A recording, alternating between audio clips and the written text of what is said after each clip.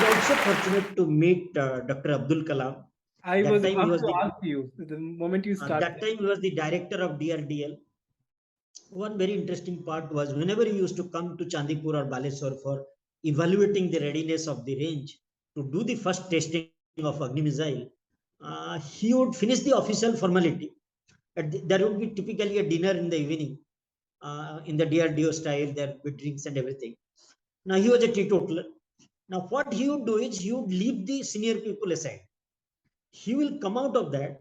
He will come and sit down or stand and talk with all these junior level scientists below the age of 25. He will not talk with anyone who is above 30. So he was called the people's president, right? I mean, that's So he would talk to us. He would ask inquisitive questions. He would answer all that. It was really interesting to talk to him, and everybody knows that now. In fact, at that time, it was the beginning for people to know him. Then, when he became president, these things became got a lot of visibility. But then we could see at that time how nicely he could mingle with young mass and basically simply motivate them to do things and work strongly. Sir, please tell us about your teaching philosophy and the course you enjoy teaching the most. How do you sort of make student fall in love with the subject and then sort of motivate them? And what are some of the challenges as a teacher? Okay.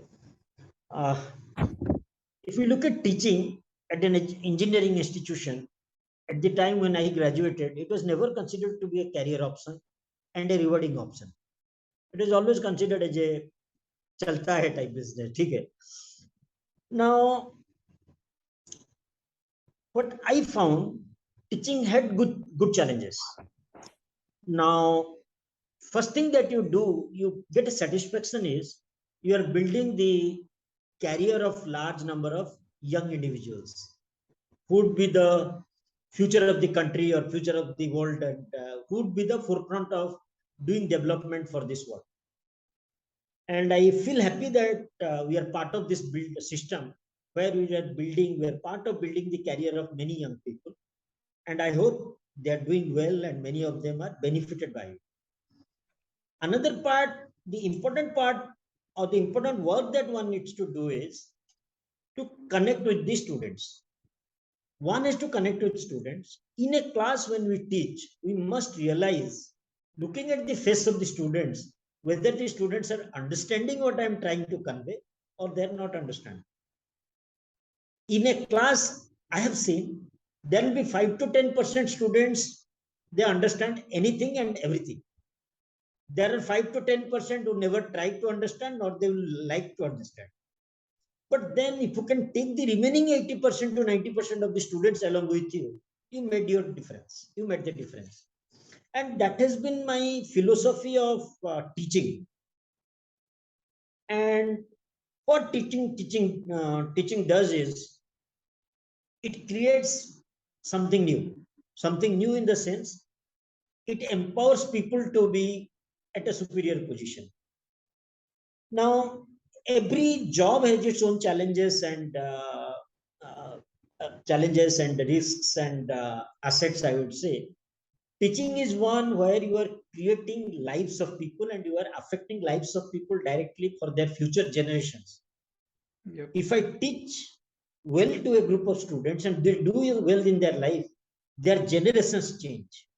Not only that they have changed, they change, their children change and children's children change. It changes a generation of people in that.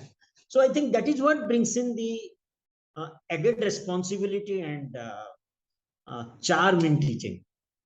I think the main thing is we have to connect to students, make sure they improve their life, and make a change in the life of many people through that. India is the country which is going to be the storehouse of energy and youth in the next decade, rather, not far away, next decade. So we have a lot of responsibility. And next to India, the country with the largest youth population will be USA.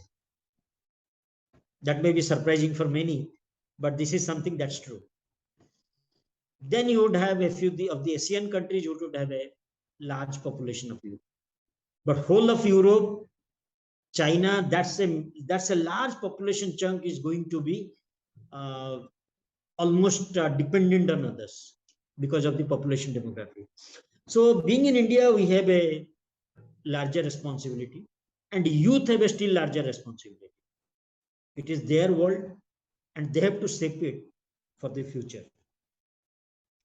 And I think our youth is also empowered and have the resources to make change in the world.